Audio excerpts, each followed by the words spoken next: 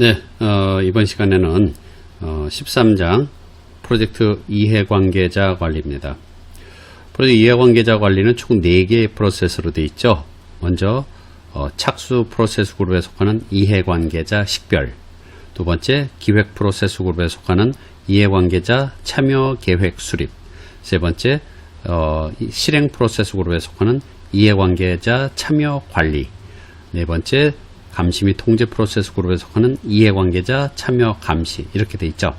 그래서 맨 처음에 이해관계자 식별, 우리 프로젝트에 관련된 이해관계자 누가 있는지 찾아내는 거죠. 이해관계자 목록을 만들고 그 다음에 참여 계획을 수립을 하는데 그 이해관계자들이 각각의 요구와 기대에 맞춰 가지고 프로젝트에 어떻게 참여시킬 것인지, 어떻게 적극적으로 인벌브 시킬 것인지에 대한 방법을 개발하고, 그러나서 실행 동안에 지속적으로 참여 관리를 해야 되겠죠. 그래서 이슈라든지 이런 것들을 해결해주고 서로 소통함으로써 지속적으로 참여할 수 있도록 이렇게 참여를 촉진하는 게 이제 참여 관리고요. 마지막에는 이제 그 계획대로 잘 참여가 됐는지에 대한 확인, 조치, 이런 것들을 우리는 이해관계자 참여 감시다, 이렇게 표현을 하는 거죠. 자, 그러면 첫 번째 프로세스 13.1에 해당되는 이해관계자 식별부터 보도록 하겠습니다. 자, 이해관계자 식별은 이해관계자를 정기적으로 식별하는 거예요. 찾아내는 거죠, 주기적으로.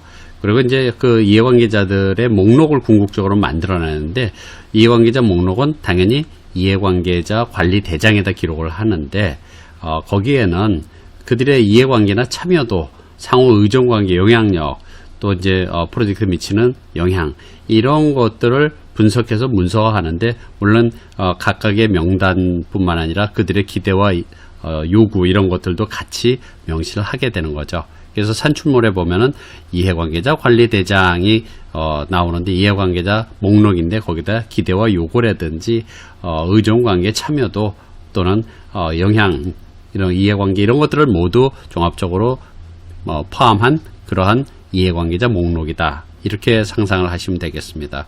이거는 프로젝트 착수와 더불어서 동시에 착수 동안에 하는 그러한 부분들이죠. 그래서 프로젝트 차터와 함께 착수를 위한 그런 용도로 만들어집니다.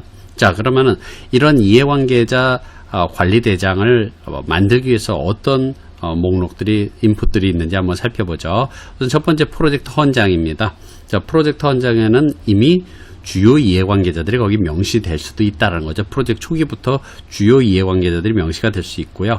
그들 주요 이해관계자들 책임까지 여기 나와 있기 때문에 그 사람들도 당연히 이해관계자 목록에 들어가야 될 사람들이죠.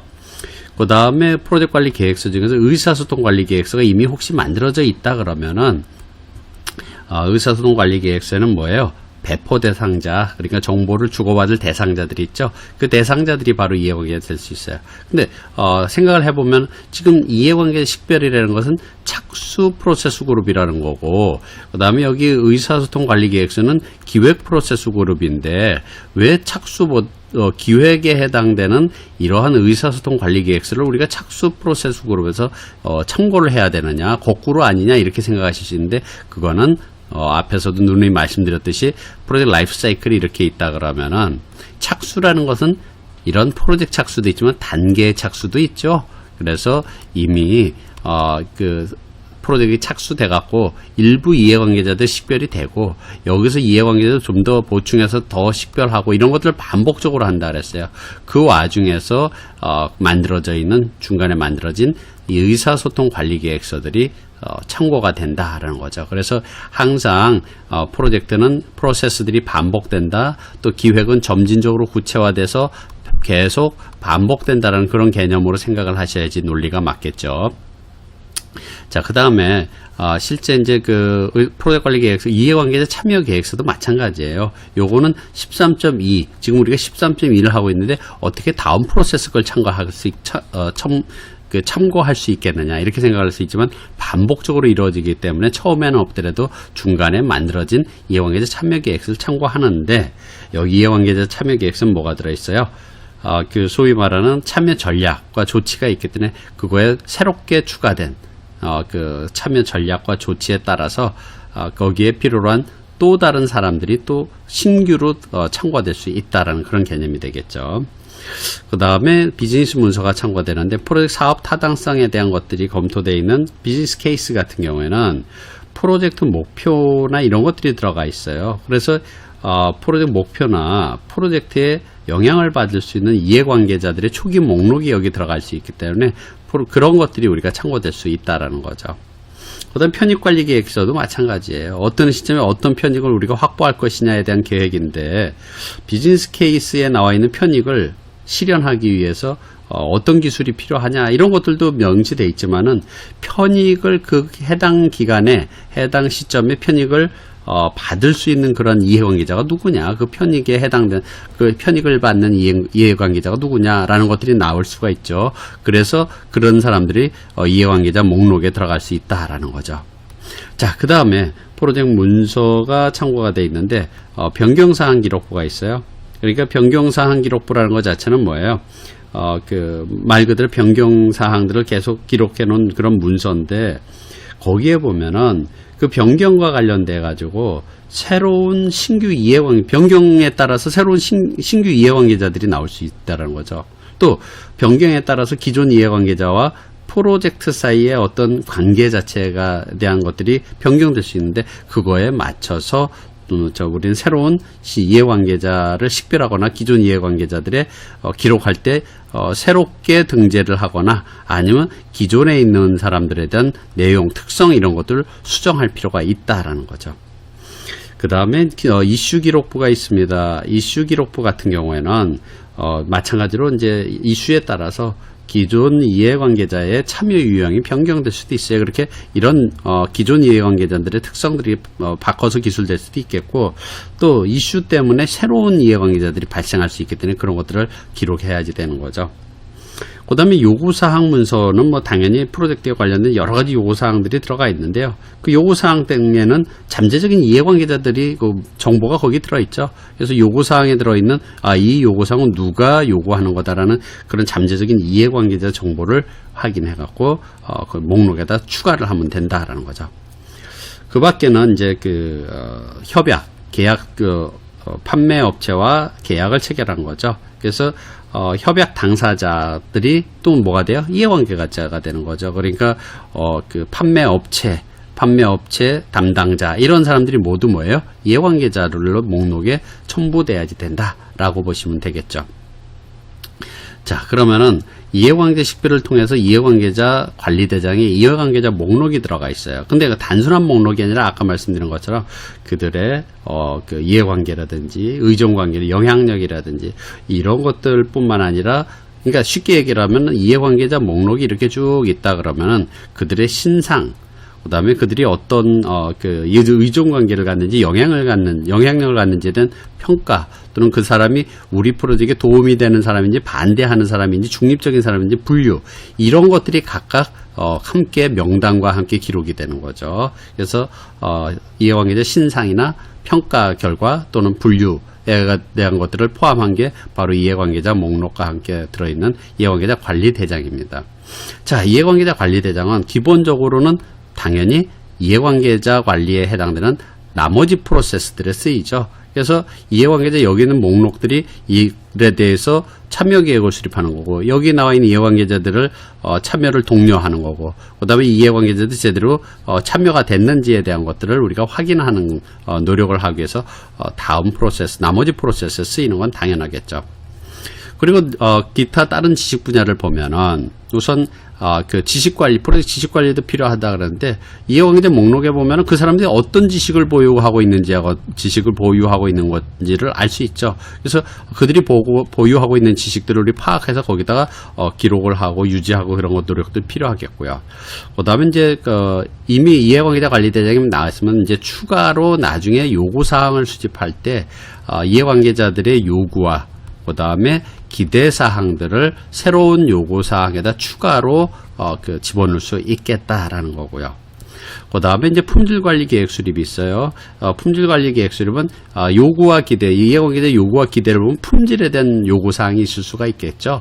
그리고 또 품질에 그래서 품질 관리, 품질에 대한 표준이나 품질 목표 이런 것들을 설정할 때 그들의 요구를 맞춰서 표준을 설정한다든지 그들의 요구에 맞춰서 관리 방법을 품질 관리 방법을 정한다든지 할 때 쓴다라고 보시면 되겠습니다. 또 경우에 따라서는 여기서 어쨌든 품질에 영향을 미치는 이해관계자들이 있을 수 있다라는 거죠.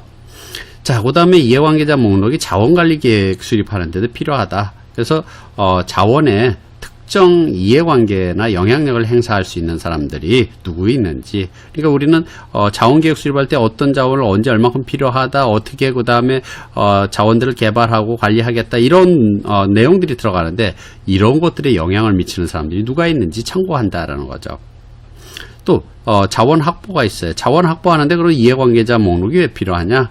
그러니까 특정 자원에 대한 그 이해관계자들의 어떤 그 요구나 기대를 맞춰서 자원을 뽑아야 되는 거죠. 사람을 뽑고 물적 자원을 확보하는 그런 노력을 해야 될 필요가 있을 때 참고한다라는 거죠. 또 이해관계자 관리대는 그들의 기대와 요구가 있는데 특히 의사소통에 대한 그 요구사항이 있을 수가 있겠죠. 그리고 의사소통 관리 계획은 어떤 정보를 누구에게 언제 어떻게 전달하겠다는 배포 대상자도 들어가는데요. 그 대상자가 바로 이해관계자 목록에서 배포해야 될 대상자들을 결정해서 여기다 기록한다. 라고 보면 되겠고요. 그다음 의사소통 관리도 마찬가지예요. 의사소통 요구를 갖고 있는 사람들과 소통 대상자들 이런 사람들에게 맞춰서 그 배포하는 거죠. 해당된 사람들한테 배포하는 행위를 필요로 하는 거죠. 그래서 이해관계자와 관리와 가장 밀접하게 관계 있는 게 바로 뭐냐? 의사소통 관리예요. 의사소통을 통해서 이해관계자들이 기대와 요구를 만족시킨다. 의사소통을 통해서 그들에게 필요한 정보를 배포함으로써 프로젝트에 적극적으로 참여시킨다. 이런 개념을 갖고 있기 때문에 상당히 밀접한 영향을 갖고 관계를 갖고 있는 거죠. 그 다음에 리스크 관리와도 관련되어 있는데요. 실제 여기까지네요. 예. 실제 그 리스크 관리 계획 수립을 할 때도 이해관계자 목록 중에서 이해관계자 중에서 그 특별한 어떤 그 리스크에 대한 그 태도, 그러니까 리스크를 선호하는지 리스크에 프로젝트에 영향을 미칠 수 있는 그런 부분 이해관계자들 중에서 그들의 태도에 따라서 어떻게 그 리스크를 관리할 것인지에 대한 것들이 달라질 수가 있겠고 또 이해관계자들 중에서 특별한 역할과 책임을 가진 사람들은 리스크 관리 계획 수립할 때 거기 담당자로 집어넣을 수도 있다라는 거죠. 마찬가지로 리스크 식별할 때도 마찬가지예요. 이들 중에서 특별하게 그 식별에 참가할 사람들, 리스크를 찾아내는데 참가할 사람들, 또 리스크가 식별되면 그 리스크에 대한 담당자의 역할을 할 사람들이 누가 있는지를 찾을 때 참고하면 되겠고요. 정성적 리스크 분석도 마찬가지죠. 리스크 담당자로 지명 가능한 사람이 누구 있는지 그 관리대장 리스크 이해관계자 목록에서 찾는 거고 대응 계획 수립할 때도 마찬가지로 대응을 책임질 잠재적 담당자를 이 이해관계자 목록에서 찾아낸다라는 거죠. 그 밖에는 조달과 관련된 부분들인데요. 그 조달과 관련해 가지고는 조달 관리 계획을 수립을 할 때 계약 또는 법무 담당자가 이 이해관계자 중에서 누가 있는지를 파악할 필요가 있겠죠. 그래서 법무 계약 담당자에 대한 또는 프로젝트 관련된 이해사항을 갖고 관계를 갖고 있는 사람들을 여기서 찾아서 조달 계획 수립할 때 도움을 받는다라고 보시면 되겠고요. 그 다음에 그 조달 수행을 할 때는 뭘 하느냐 하면은 이해관계자 목록에 나와 있는 그 사람들 중에서 수행할 이 담당자를 여기서 찾을 때 필요한 거죠. 그러니까 이해관계자 목록에 보면은 이런 조달을 수행할 그 담당자를 우리가 찾을 수가 있겠고요. 그 다음 이제 조달 통제에서도 마찬가지입니다. 계약된 팀원 또는 판매자, 계약 담당자 이런 사람들의 조달과 관련된 모든 이해관계자들의 기대와 요구를 파악을 해서 거기다가 우리는 제대로 그런 것들이 조달이 이행되는지에 대한 것들을 파악을 하는데 쓴다라는 거죠. 자, 두 번째 프로세스는 이해관계자 참여 계획 수립입니다. 자, 이해관계자 참여 계획 수립을 통해서 나오는 산출물은 뭐예요? 이해관계자 참여 계획서예요. 이거는 실제 이해관계자 참여 계획 수립이라는 것은 기획 프로세스 그룹에서 이해관계자들의 요구, 기대, 이런 거 영향 이런 것들을 바탕으로 해서 어떻게 참여를 유도할 것이냐, 참여를 촉진할 것, 참여를 유도할 것이냐에 대한 방법을 개발하는 거죠. 그러니까 프로젝트 어떻게 적극적으로 인벌브 시킬 것이냐에 대한 방법을 계획하는 프로세스다라는 거죠. 자, 그러면은 이런 걸 하기 위해서 우선 크게 보면은 보죠. 인풋 사항들을 프로젝트 관리 계획서에 나와 있는 자원 관리 계획서에는 당연히 그 이해관계자들의 역할과 책임이 들어가 있겠죠. 역할과 책임. 그래서 그 역할과 책임에 맞게 그 실제적으로 어떻게 참여시킬지를 고려해야 될 필요가 있겠고요. 또 의사소통 계획서, 의사소통 관리 계획서에는 기본적으로 이해관계자 관리를 위한 의사소통 전략이 있어요. 그래서 이해관계자 관리를 위해서 이렇게 그 소통을 하면 되겠다, 이런 정보를 제공하면 되겠다라는 의사소통 전략이나 수행 계획이 있더니 그거에 따라서 그 똑같이 계획을 여기 참여계획서에다 반영을 하면 되는 거죠. 앞서 말씀드렸지만 이해관계자 관리에는 의사소통과 상당히 밀접한 관계가 있다는 거죠. 그들을 참여시키는 방법 중에서 지속적으로 뭐예요? 정보를 제공하는 거 또는 보고서를 보내주는 거, 배포하는 거, 이러므로써 프로젝트 지속적으로 연결고리를 갖출 수 있는 게 참여 방법 중에 대표적인 방법이거든요. 그래서 의사소통 관리 계획에 나와 있는 대로 배포하고 정보를 제공하는 그런 계획을 수립한다라는 거죠. 그 다음에 이제 리스크 관리 계획서는 참여 관리 전략을 이제 만드는데 그것을 여러 가지 이제 조합을 통해서 선별하는데 이 사람들이 리스크에 대한 태도가 어떤 태도를 갖고 있느냐, 리스크를 회피하는 성향인지 리스크를 테이킹하는 성향인지에 따라서 적절한 참여 방법을 계획할 때 쓴다라는 거죠. 그 다음에 프로젝트 헌장이 나와 있는데 프로젝트 헌장에는 그 프로젝트 목적이나 목표 이런 것들 성공 기준이 들어가 있어요. 그러한 목적 달성 또는 목표 달성이라든지 성공을 하기 위해서 이 참여 방법을 계획할 때 그거를 참고한다라는 거죠. 그래서 전반적인 내용이라고 보시면 됩니다. 이거는 구체적인 내용이라보다는. 그 다음에 프로젝트 문서들인데 가정사항 기록부, 변경사항 기록부, 이슈 기록, 프로젝트 일정, 리스크 관리에 대한 이런 것들이 있는데 얘네들은 프로젝트에서 어떤 특정한 가정사항이라든지 아니면 특정한 이슈라든지 특정한 리스크라든지 특정한 변경에 따라서 영향을 받는 이해관계자들이 있을 수 있다는 거죠. 특정한 가정이나 이슈나 변경이나 영향, 리스크에 따라서 영향을 받는 이런 사람들이 있다 그러면은 그러한 것을 고려해서 우리는 참여하는 전략을 수립해야 되겠다라는 거고요. 그 중에서 이제 프로젝트 일정 같은 경우에는 이해관계자, 특정 이해관계자들에 연결되는 활동 일정이 있을 수 있다는 거죠. 그 일정에 맞춰서 우리는 참여할 수 있도록 그런 참여 계획을 수립하는 데 쓴다라는 거고요. 그 다음에 이제 이해관계자 관리대장은 당연히 뭐예요? 참여 대상자들이죠. 참여 계획을 수립할 대상자들이죠. 이거는. 그 다음에 마지막에 협약 같은 경우는 뭡니까?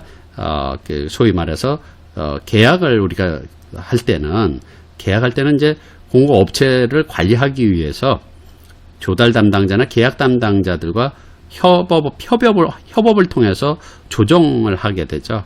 그래서 그렇게 해서 이제 계약이 만들어지기 때문에 계약 거기 들어가 있는 내용을 반영을 해서 참여 계획을 수립하겠다는 거죠. 왜?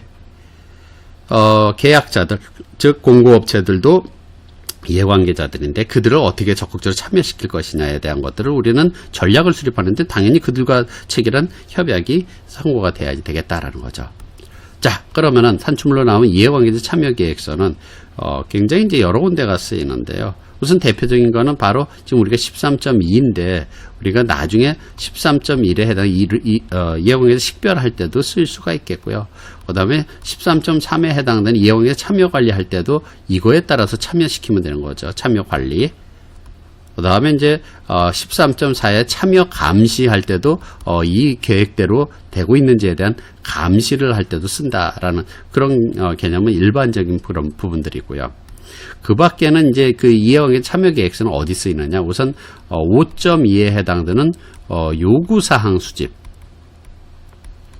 요구사항을 수집할 때도 이해관계자 참여 전략에 따라서 새로운 그 요구사항들이 들어갈 수 있다라는 거죠. 즉 의사소통 요구라든지 참여 수준, 예를 들어 대표적으로 참여를 높이기 위해서 참여 전략에다 이러이러한 정보를 제공해야 되겠다라는 의사소통 요구가 있다 그러면 그 요구사항에다 반영을 한다라는 거고요. 그 다음에 이제 8.1은 뭐냐면은 이제 품질 관리 계획 수립이죠. 품질 관리 계획 수립인데 여기서 보면은 참여 전략 중에서 특별하게 품질에 대한 요구나 기대가 들어가 있으면 그것도 품질 관리 계획 수립할 때 반영한다라는 거고요. 그 다음에 이제 대표적인 게 아까 말씀드린 것처럼 이제 의사소통이 굉장히 많이 필요하다 그랬어요. 적극적으로. 그래서 10.1에 해당되는 의사소통에 대한 관리 계획. 관리 계획을 수립할 때도 당연히 여기 나와 있는 참여 계획에 나와 있는 의사소통 요구와 기대를 반영하면 되겠고요. 그 다음에 의사소통 관리, 직접 이제 계획대로 배포하고 하는 그런 것들이 의사소통 관리라고 말씀을 드렸는데 여기 나와 있는 그 의사소통 전략을 통해서 참여 방법대로 그대로 배포하면 된다라는 거죠. 그 다음에 10.3에 의사소통 감시. 물론 의사소통을 관리하고 감시할 때 의사소통 관리 계획대로 관리하고 감시하면 되겠지만 그 밖에 의사소통이 제대로 이루어질 수 있도록 배포되고 의사소통이 제대로 이루어지고 있는지에 대한 것들도 확인하기 위해서 참여를 위해서 계획된 의사소통 전략대로 제대로 있는지 수행되고 있는지를 감시하는 용도로 쓰인다라는 거죠. 자, 그러면은 다음 프로세스를 볼까요? 자, 그러면은 우리가 의사소통과 함께 이제 여러 가지 이제 이해관계자 참여 관리가 쭉 나와 있다라는 것 자체는 계속 이제 여러분들이 주기적으로 이제 적극적으로 그걸 확인해 두셔야 될 부분이고요. 그 다음에 세 번째는 이해관계자 참여 관리예요. 자, 이해관계자 참여 관리라는 것은 요구사항이나 이해관계자들의 요구사항이나 기대사항을 충족시키기 위해서 지속적으로 대표적인 게 바로 뭐냐면 지속적으로 의사소통하는 거예요. 그 다음에 이슈 이런 것들을 이해관계자 이슈를 해결해주고 이런 것들을 통해서 뭐냐면 참여를 촉진시키는 거죠. 그게 바로 이해관계자 참여관리예요. 그럼 이해관계자 참여관리가 가장 대표적인 그런 내용들은 뭐냐? 참여시키기 위해서 앞에서 만들었던 이해관계자 참여 계획서를 가지고 수행을 하는 입장인데, 참여 계획서는 기본적으로 뭐가 들어가느냐? 대상자, 성명, 이름이 들어가겠고, 그 다음에 우리 프로젝트에 영향을 어느 정도 미치는지, 또 그 영향에 대한 파급 정도는 어느 정도 되는지, 이런 것들이 개인 한 사람의 영향, 파급, 그 다음에 그들에 대한 어떻게 전략을 참여를 시킬 것인지 전략 들어가야 되겠죠. 예를 들어서 요구 관리를 위해서 주기적으로 면담을 해야 되겠다. 또는 지속적으로 관심과 관리를 해야 되겠다. 그리고 이제 그들의 의사소통 요구사항이 있다 그러면은 그들이 지금 기본적으로 프로젝트 현황을 파악하고 싶은 그런 요구사항이 있다. 그러면 그 사람들한테 어떤 내용을 어떻게 배포해야 되겠다. 이 배포와 관련된 주기적으로 리포트를 보내야 되겠다, 프레젠테이션을 해줘야 되겠다, 이런 내용들을 어떤 내용을 어떻게 배포해야 되겠다, 이런 것들이 바로 뭐냐면 이해관계자 참여계획서입니다. 자, 그러면은 어쨌든 이제 기본적으로 이런 것들을 하기 위해서 이런 참여를 촉진하기 위해서 우리가 참고해야 될 문서 중에 이제 첫 번째가 바로 뭐냐 하면은 여기 나와 있는 프로젝트 관리 계획서, 의사소통 관리 계획서죠. 그래서 소통에 사용할 방법, 그 방법대로 소통을 함으로써 참여를 촉진한다라고 보면 되겠고요. 또 이 리스크 관리 계획서 같은 경우에는 참여 관리에 이용할 리스크 카테고리라든지 또 리스크에 대한 선호도라든지 보고 형식이라든지, 즉 실제 이게 무슨 얘기냐면은 참여를 하기 위해서는 정확하게 의사소통해야 되는데 그들에게 리스크 관련된 정보들도 제공을 해야 돼요. 그렇기 때문에 이해관계자들에게 리스크 관련된 정보를 제공하기 위해서 리스크 관리 계획서가 참고된다라는 거죠. 그 다음에 이제 변경 관리 계획서, 변경 사항들도 그들에게 그 참여를 촉진하기 위해서 제공해야 되는데, 요 밑에 보면 변경 사항 기록부가 있어요. 근데 그거를 어떤 변경 관리 그 절차에 따라서 그들을 인벌브 시키고 그들에게 변경 내역을 정보를 제공하고 하는 그런 관리 방법을 참고한다라는 거죠. 그래서 여기 나와 있는 변경 사항 기록부에는 변경 요청이나 변경을 처리한 사항들을 이제 전달하기 위한 목적이고요. 또 마찬가지로 프로젝트로 문제가 있다든지 각종 문제와 같은 이슈들이 있다든지 그 다음에 이해관계자가 우려할 만한 사항이 있다든지 그런 것들도 계속 제공함으로써 참여시키는 거죠. 그 다음에 이제 이해관계자 관리대장은 당연히 뭐예요? 그 참여관리 계획을 실행할 참여관리 대상자죠. 대상자, 관리해야 될 대상자들이 여기에 있는 거죠. 자, 그러면, 아웃풋은 뭐 별건 없습니다. 이렇게 이제 참여시키다 보면은, 의사소통을 좀 바꿔야 되겠다. 참여 계획서 자체를 다시 참여 전략을 바꿔야 되겠다라는 그런 부분들이 있겠고요. 또 이 동안에 발생할 수 있는 각종, 새로운 변경 사항이라든지 이슈 이런 것들이 나올 수가 있어요. 그래서 이렇게 그 이슈 기록부에는 보면은 참여를 통해서 이렇게 이슈가 해결됐다. 그럼 처리된 이슈들이 있을 거라는 얘기죠. 그런 것들은 나중에 이제 13.4에 해당되는 이해관계자 감시. 그래서 이런 걸 처리했습니다. 제대로 하고 있습니다. 또 우리 소위 말하는 의사소통 감시에서도 이런 이슈들이 제대로 이행이 되고 처리됐습니다라는 그런 것들을 필요하겠고요. 또 이제 프로젝트에서는 팀 관리가 있어요. 자원 관리, 리소스 매니지먼트 팀 관리가 있는데 팀 개발을 통해 가지고 개인의 역량, 능력을 높인 다음에 그 상태에서 성과를 최적화시키기 위해서 소통하고 그 다음에 이슈를 해결해주고 갈등을 관리하고 하는 이런 것들이 팀 관리라고 얘기를 했어요. 그러면은 프로젝트 팀원들에 대한 관리할 때도 당연히 이 이슈들이 참고가 돼서 이 팀 관리를 통해서 이슈가 해결되고 조치돼야 되는 거죠. 그러니까 쉽게 얘기를 하면은 팀원들에 대한 그런 관리는 팀 관리고 나머지 이해관계자들에 대한 관리는 이해관계자 참여 관리예요. 그러니까 팀원들을 포함한 전체 이해관계자들을 얘기를 하는 거, 요거는 단순하게 팀원들에 대한 관리만 얘기한다라고 보시면 되는 거죠. 자, 마지막으로는 이런 참여 관리를 하다 보면 변경 요청이 발생하게 되는데 참여 관리 결과로 인해서 프로젝트 범위라든지 제품 범위가 변경될 수 있기 때문에 그래서 우리는 변경 요청이 발생할 수 있겠다라는 거죠. 자, 마지막 프로세스는 이제 그 앞에서 실행 프로세스 그룹인 프로젝트 참여 관리를 했어요.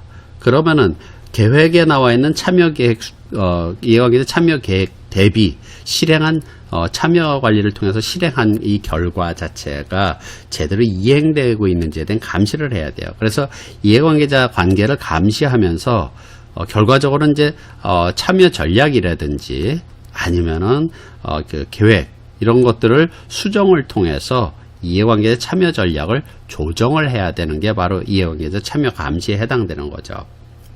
그래서 이거는 감시 및 통제 프로세스 그룹에 속하기 때문에 똑같이 작업성과 데이터가 참여 감시 통제 프로세스를 통해서 작업성과 정보가 되고 그 다음에 작업감시 통제를 통해 가지고 뭐가 돼요? 작업성과 보고서가 된다라는 사실은 이미 잘 알려진 사실이고요. 그 다음에 여기서 이제 계획이라는 것은 주로 이제 프로젝트 이해관계자 관리대장이라든지 아니면은 여기 이해관계자 참여계획서가 계획이 되겠고 그 다음에 이제 실적은 액추얼은 작업성과 데이터가 되겠죠. 그래서 이 우선 그 계획을 먼저 보면은요. 프로젝트 관리 계획서에 보면은 자원 관리 계획서가 있어요.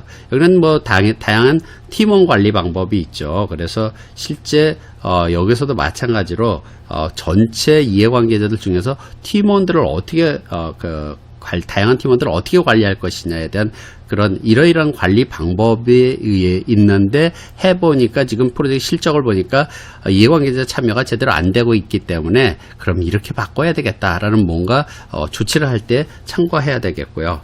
그 다음에 이제 의사소통 관리 계획서는 당연히 의사소통 전략이 나와 있죠. 의사소통 전략. 그래서 거기 나와 있는 대로 이렇게 배포를 했었는데 그 이해관계자들이 참여가 저조하면 그럼 어떻게 바꿔야 돼? 라는 걸 결정할 수도 있겠고요. 그 다음에 대표적인 거 이용의 참여 계획서에 나와 있는 이해관계자 요구와 기대 사항을 어떻게 관리할 것인지에 대한 참여 전략대로 이행을 했는데 제대로 이행을 했는지에 대한 감시뿐만 아니라 이행한 결과 자체도 비교를 해가지고 뭔가 조치를 하는 그런 노력들이 필요하겠죠. 그 다음에 이제 프로젝트 문서가 필요한데요. 각종 문서 중에서도 보면은요, 이슈 기록부 같은 경우는 당연히 앞에서 이해관계자 참여 관리 결과로서 이런 이슈가 남아 있는데 그것을 우리가 확인하고 뭔가 다른 방안을 해결한다든지 아니면은 이제 프로젝트 의사소통 중에서 이제 실제 이렇게 소통 계획대로 배포했다. 배포 결과죠, 이거는. 근데 배포했는데도 불구하고 이런 문제가 있다. 또 바꿔야 되는 그런 부분들이 되겠고요. 또 리스크 관리 대장에 나와 있는 대로 이해관계자 관련된 리스크들이 있다 그러면 이 리스크를 어떻게 해결해야 돼? 뭔가 조치를 해야 될 필요가 있는 거고요. 그다음에 이제 당연히 이해관계자를 감시하고 통제하는 대상자들, 그러니까 이해관계자 목록이 들어있고 그들의 평가와 분류 정보들이 있는데 그들이 바로 참여에 대한 감시 대상자에 해당되는 거죠. 이들이 기대와 요구가 만족시키고 있는지에 대한 것들이 주고 우리가 감시해야 되고 통제해야 될 내용이라고 보시면 되는 거죠. 자, 그러면은 이렇게 계획들이 있다 그러면은 그 계획 대비 실적이에요. 작업성과 데이터라는 것 자체는 결과적으로는 이렇게 우리가 실행을 했는데, 참여 관리를 했는데, 참여 계획도 수립해갖고 그 참여 계획을 실행에 옮겼는데, 우리한테 협조적인 이해관계자는 누가 있느냐? 하는 그런 것들이 바로 나오겠죠, 쭉. 이렇게 했더니 이런 사람들이 협조적으로 돌아섰더라. 그리고 그들이 옛날엔 여기였는데 이만큼 참여 수준이 높아졌더라. 그리고 그들은 우리에게 어떠한 도움을 주는 그런 사람이다 등 반대하는 사람이다 뭐 등등 이런 유형들에 대한 데이터죠. 그러니까 결과적인 결과에 대한 것들이죠. 이해관계자에 대한 결과.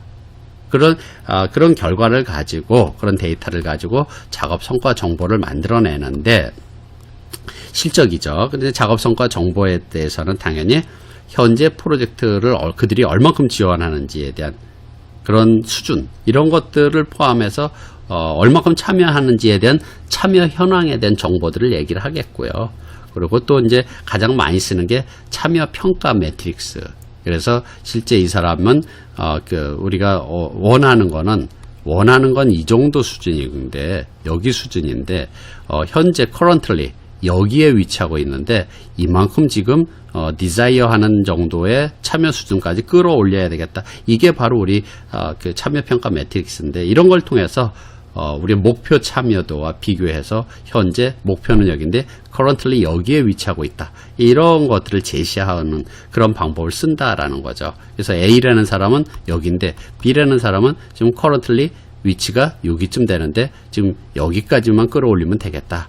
currently 여기는 desire 이렇게 표현하는 이런 참여평가 매트릭스를 통해 가지고 비교하는 방법도 작업성과 정보에 해당된다고 볼 수 있겠습니다.